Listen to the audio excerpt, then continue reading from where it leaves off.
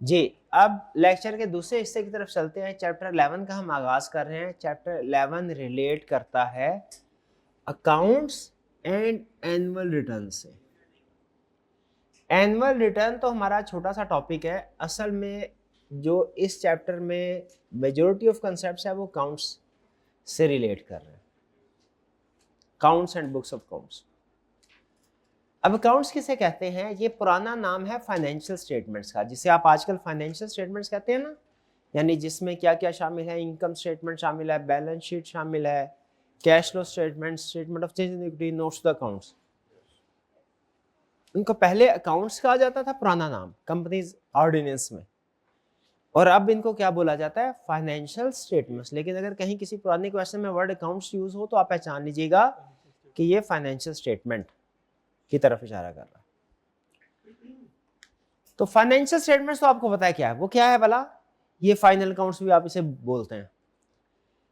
सवाल यह है कि फाइनेंशियल स्टेटमेंट से पहले भी क्या कंपनी की कोई बुक्स प्रिपेयर होती हैं, कोई रिकॉर्ड प्रिपेयर होता है फाइनेंशियल स्टेटमेंट से पहले? बिल्कुल। वो कौन सा है?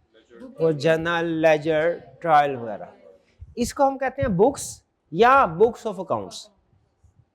ये जो डिटेल्ड रिकॉर्ड होता है इसको क्या बोलते हैं? बुक्स या बुक्स ऑफ अकाउंट्स। और जो फाइनेंशियल स्टेटमेंट्स होती है इसे फाइनेंशियल स्टेटमेंट्स या अकाउंट्स का नाम दिया। इन दोनों में फर्क है, पहली चीज तो ये ध्यान में रखिएगा, क्योंकि इस चैप्टर में फाइनेंशियल स्टेटमेंट्स का जिक्र भी होगा, इसमें बुक्स का जिक्र भी होगा, यानी अकाउंट्स भी डिस्कस होंगे और बुक्स ऑफ अकाउंट्स भी डिस्कस होंगे। बुक्स ऑफ अकाउंट्स किसे बोलते हैं?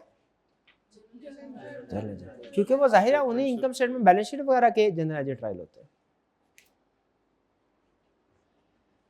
नेक्स्ट जो एक और टर्म है वो क्या है? Books and papers.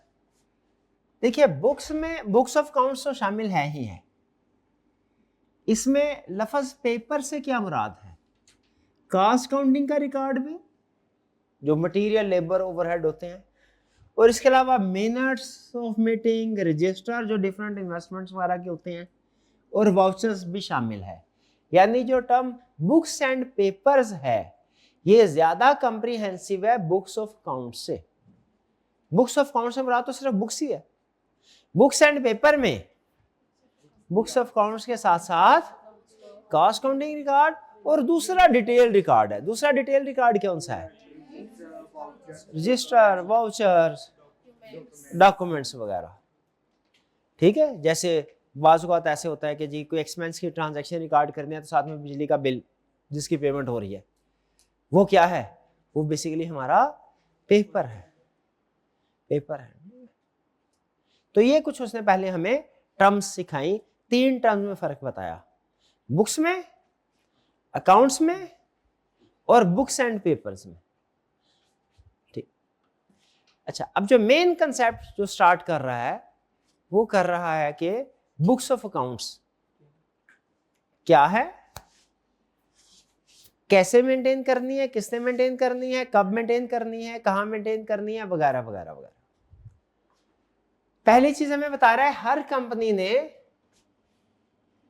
Books of accounts maintain करनी है, हर कंपनी ने, ताकि पता हो उसके पास 1 रुपया भी कहीं से आया है या उसने 1 रुपया भी कहीं खर्च किया है। हर कंपनी के पास इसका बाकायदा रिकॉर्ड मौजूद होना चाहिए। जब ला ने ये कह दिया कि हर कंपनी ने बुक्स ऑफ अकाउंट्स मेंटेन करनी है, इसका मतलब ये हुआ हर कंपनी को अपनी सारे दिन की जितनी भी ट्रांजैक्शंस हैं उनका प्रॉपर रिकॉर्ड रखना है। कल कला को अगर कोई जरूरत पड़े तो उसको रेफर किया जा सके। और अगर कंपनी वाइंड अप हो रही है तो उसके लिक्विडेटर ने हिसाब किताब मेंटेन करना है कि नहीं करना? लिक्विडेटर भी हिसाब किताब मेंटेन करना। तो पहला कंसेप्ट क्या उसने हमें बताया कि बुक्स ऑफ अकाउंट्स किसने मेंटेन करनी है? हर कंपनी ने। और लिक्विडेटर, यानी जब कंपनी की जिंदगी जारी हो सारी है तब तो कंपनी खुद मेंटेन करेगी। जब कंपनी वाइंडिंग अप में चली गई तो लिक्विडेटर ने भी ये सारा रिकॉर्ड मेंटेन करना है। Done. Next, what is included? Books of accounts में क्या क्या चीजें इंक्लूड होती है जो मेंटेन करनी है, रिकॉर्ड मेंटेन करना है? पहली चीज, सम रिसीव्ड एंड पेड। क्या चीज? यानी कोई भी पूरे साल में कहीं से भी कैश रिसीव हुआ है और कैश पे हुआ है, उसका रिकॉर्ड रखना है अलोंग विद मैटर, यानी एक्सप्लेनेशन के साथ कि क्या चीज कैश रिसीव हुई, कहां से कैश रिसीव हुआ। यानी जो कैश 1000 रुपया रिसीव हुआ वो भी लिखना है और उसकी एक्सप्लेनेशन भी लिखनी है, क्या कहां से रिसीव हुआ, कौन दे गया कैश। फिर सेल एंड परचेजेस का रिकॉर्ड भी रखना है, फिर एसेट्स और लायबिलिटी का रिकॉर्ड भी रखना है, फिर कॉस्ट काउंटिंग रिकॉर्ड जैसे मटेरियल, लेबर, ओवरहेड भी मिले। अगर आप थोड़ा सा गौर करें ना तो ये कमोबेश जो फाइनेंशियल स्टेटमेंट का सोर्स है ना, सोर्स वो सारा यहीं पे मेंटेन हो रहा है। सेल्स एंड परचेजेस वगैरह से बनेगा, एसेट्स एंड लायबिलिटी से, सम रिसीव्ड एंड पेड से, cash flow statement, cost counting record से, कॉस्ट अगर मैन्युफैक्चरिंग कंपनी है जो कि प्रोडक्शन, माइनिंग, मैन्युफैक्चरिंग वगैरह में इन्वॉल्व है, उसने जो भी मटेरियल, लेबर, ओवरहेड यूज किए हैं उनका रिकॉर्ड मेंटेन करें। तो मैन्युफैक्चरिंग कंपनी का भी रिकॉर्ड मेंटेन हो गया, ठीक है। यानी वो जो बुक्स आपसे मेंटेन करवा रहा है उसका असल पर्पस क्या है, बुक्स भी मेंटेन हो और उसके बाद आसानी के साथ आप अकाउंट्स या फाइनेंशियल स्टेटमेंट्स भी प्रिपेयर कर सके। समझ आती है जी बात। तो कौन कौन सी बुक्स ऑफ अकाउंट्स मेंटेन करना रिक्वायर्ड है?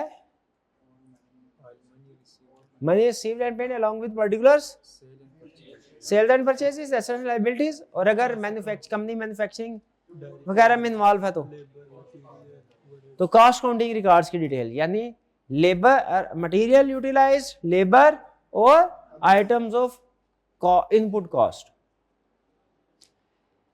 चलिए ये तो हमें पता चल गया हमने क्या क्या रिकॉर्ड मेंटेन करना है, पता चल गया हर चीज के रिकॉर्ड मेंटेन करना है, बात खत्म करें।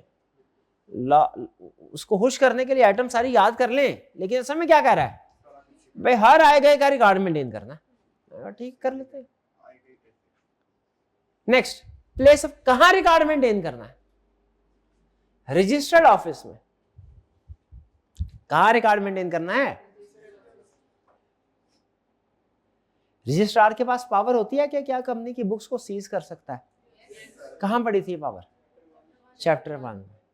तो अगर वो कंपनी की बुक्स को सीज करना चाहता है तो उसे पता होना चाहिए बुक्स कहां पड़ी हैं। तो कहां बुक्स पड़ी होंगी? रिकॉर्ड को सीज करना है, रजिस्ट्रार कहां छापा मारेगा? क्या रजिस्टर्ड ऑफिस के अलावा किसी और जगह भी रिकॉर्ड मेंटेन हो सकता है? यस, किसी भी जगह, किसी भी जगह। शर्त क्या है कि आपने रजिस्टर्ड ऑफिस के अलावा किसी और जगह अगर बुक्स मेंटेन करनी है तो बोर्ड रेजोल्यूशन पास करनी होगी और रजिस्ट्रार को नोटिफाई करना होगा with in 7 days of resolution कि सर हम ये ट्रांसफर करने जा रहे हैं। 2 कंडीशन, पहली कंडीशन क्या? बोर्ड रेजोल्यूशन पास होगी, दूसरी विद इन 7 days आपने इन्फॉर्म करना है। किसको इन्फॉर्म करना है? रजिस्ट्रार को। कितने अरसे में करना है? 7 days। कोई प्रॉब्लम? तो इसका मतलब यह है कंपनी के रजिस्टर ऑफिस के अलावा किसी और जगह पे भी रिकॉर्ड मेंटेन किया जा सकता है। Okay, next concept. अच्छा, एक प्रॉब्लम है,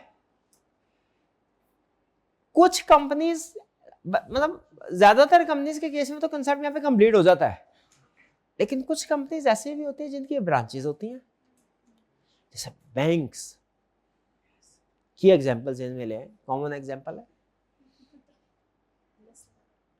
क्या बैंक्स जो है इसकी ब्रांचेस का रिकॉर्ड भी रजिस्टर्ड ऑफिस में मेंटेन हो रहा होगा?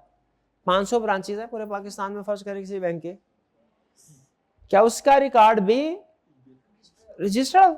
सबका रजिस्टर्ड? ये कैसे है? अच्छा, तो इसका मतलब है आप अगर ब्रांच में जाएं अपना कैश निकलवाने के लिए, वो कहे ठहर जाए सर हम पहले रजिस्टर्ड ऑफिस से पता कर ले, वहां से कॉन्टेक्ट कर ले कि अकाउंट में पैसे हैं कि नहीं।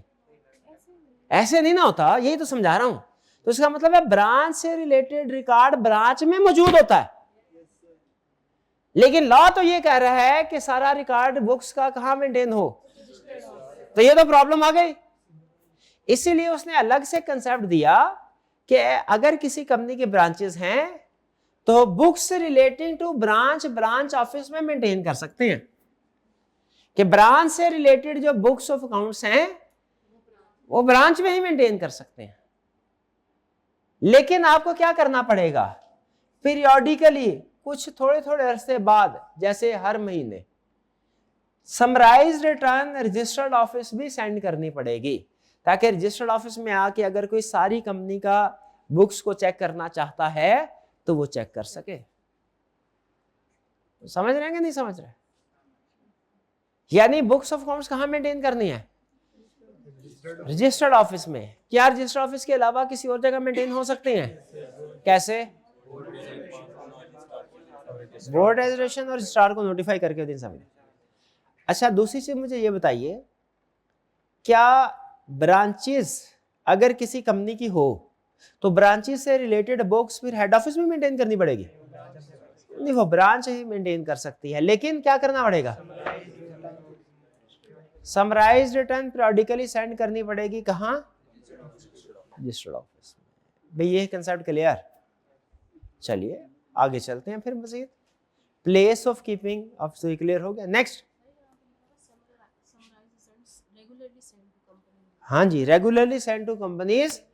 रेगुलरली का मतलब ये है, लॉ ने मेंशन नहीं किया, ये केस टू केस वेरी करता है। ये मंथली भी हो सकता है, ये वीकली भी हो सकता है, डेली भी हो सकता है। ये बिजनेस के नेचर पे डिपेंड करता है।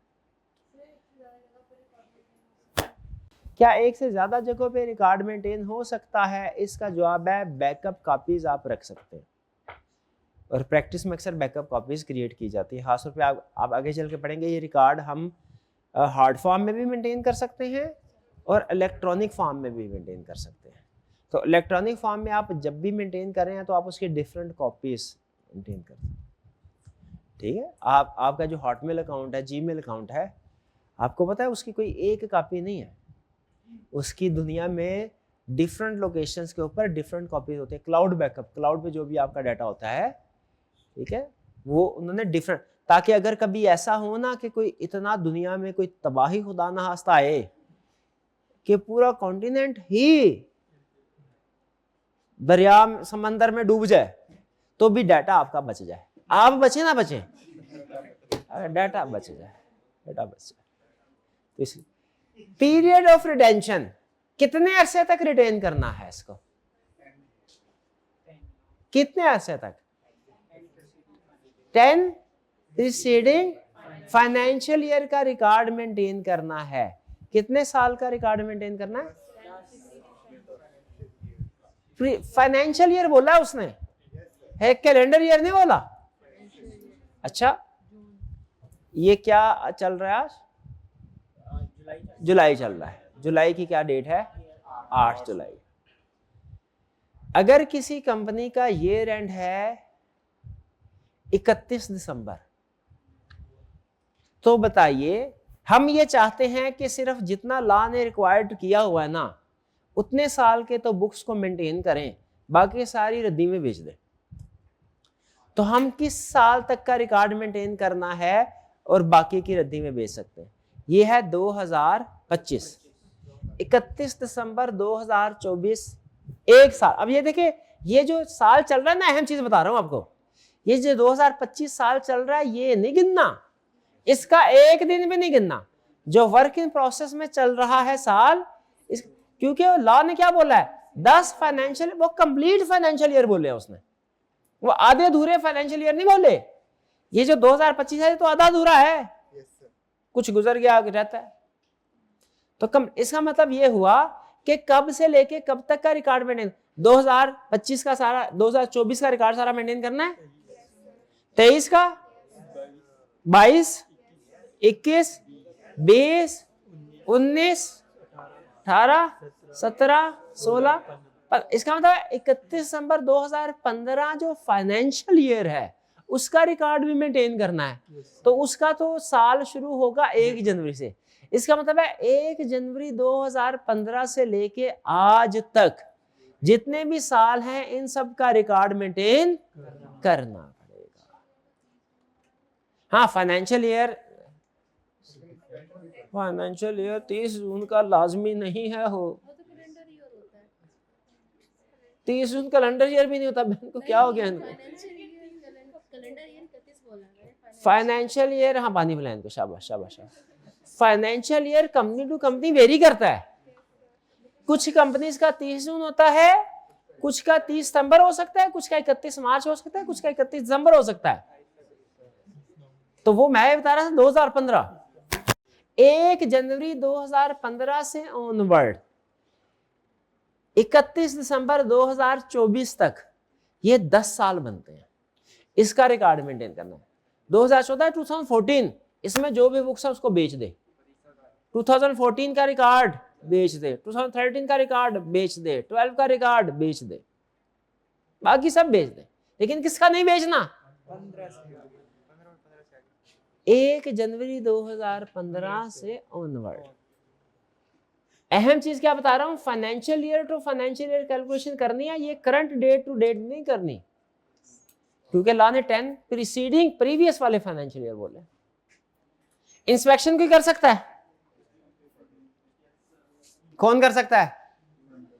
कोई डायरेक्टर तो जब चाहे इंस्पेक्शन कर सकता है। पाकिस्तान में रिकॉर्ड है उसकी भी इंस्पेक्शन कर सकता है, पाकिस्तान से बाहर रिकॉर्ड है उसकी भी कर सकता है, उधर जाके भी कर सकता है, वहां से रिकॉर्ड मंगवा के भी कर सकते हैं। और अगर किसी एम्प्लॉय से कहे डायरेक्टर, तो एम्प्लॉय उसको ना नहीं करेगा बल्कि उसको फैसिलिटेट करेगा। प्रैक्टिकली ना कुछ हर डायरेक्टर का अपना अपना फेवरेट एम्प्लॉय होता है कोई ना कोई, वो और एम्प्लॉय भी बड़ा सियाना होता है, वो उसी डायरेक्टर की बात ज्यादा मानता है। तो दूसरा डायरेक्टर के रिकॉर्ड चेक करवाओ बहाने बनाता है। तो लॉ ने यहाँ पे उसको मना कर दिया। उसने कहा हर एम्प्लॉय, कोई भी डायरेक्टर अगर बुक्स को इंस्पेक्ट करना चाहता है, हर एम्प्लॉय की जिम्मेदारी है कि वो उसको फैसिलिटेट करे। क्या मेंबर्स बुक्स को इंस्पेक्ट कर सकते हैं? इसका जवाब है नहीं, क्योंकि अमूमी तौर पे सारे मेंबर्स काउंटिंग के एक्सपर्ट नहीं होते, इंस्पेक्ट करके करेंगे भी क्या? उन्हें कौन सा डेबिट कार्ड आता है? क्या आता है डेबिट कार्ड?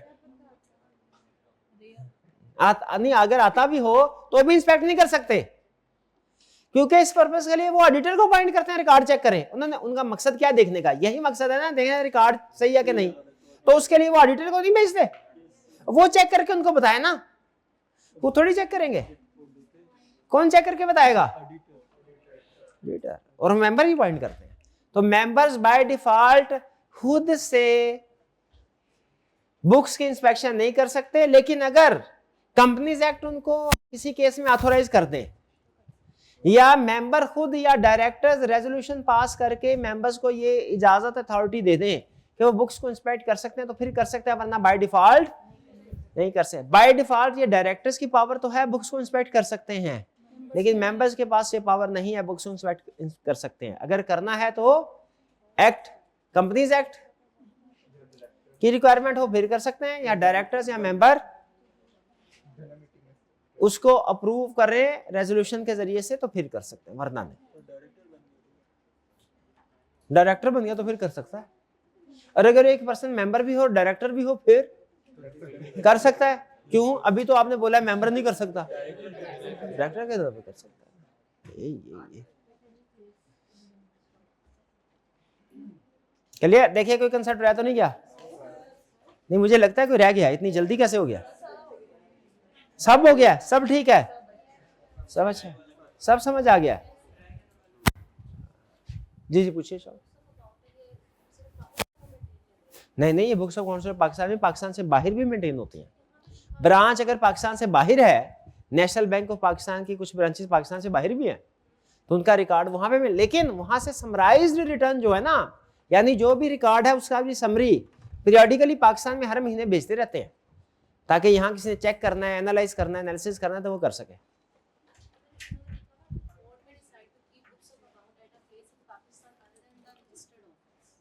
वो कंसेप्ट देखिए, ब्रांचेस वाला कंसेप्ट अलग है, और रजिस्टर्ड ऑफिस के अलावा किसी और जगह पे बुक्स मेंटेन करना अलग है।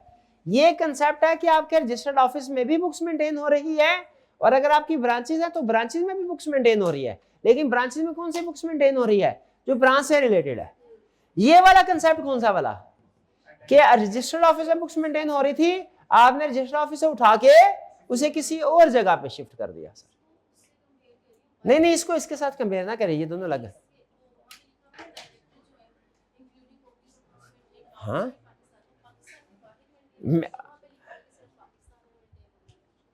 नहीं, अगर ब्रांचेस पाकिस्तान में हो ना, देखें ये ब्रांचेस का डाटा, ब्रांच का डाटा, वहां पे ब्रांच है पाकिस्तान से बाहर जो ब्रांच मेंटेन हो, ब्रांच पूरी दुनिया में कहीं पे भी खोल सकती है कंपनी, ब्रांच से रिलेटेड डाटा उधर ही होगा, लेकिन कंपनी का जो बाकी का अपना डाटा है ना, सारा सेंट्रलाइज्ड डाटा, वो पाकिस्तान में ही मेंटेन होगा।